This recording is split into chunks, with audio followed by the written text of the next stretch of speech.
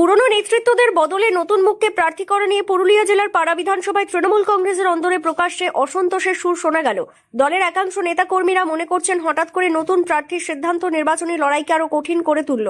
তাদের কথা, অভিজ্ঞ নেতৃত্বদেরকে উপেক্ষা করে নতুন প্রার্থী হিসেবে মানিক বাউরি নামে একজন শিক্ষককে পাড়া বিধানসভায় প্রার্থী করায় সংগঠনের ভিত দুর্বল হওয়ার আশঙ্কা তৈরি হয়েছে। এর প্রভাব পড়তে পারে ভোটের ফলাফলেও। ইতিমধ্যেই দেখা গেছে নতুন প্রার্থীর সমর্থনে প্রচারে অংশ নিতে অনীহা প্রকাশ করেছেন একাংশ নেতাকর্মী, যা দলের অন্দরের অস্বস্তিকেই আরো স্পষ্ট করছে। মানিক বাউরি ব্যক্তিগত হিসাবে উনি কিন্তু একেবারে নতুন মুখ।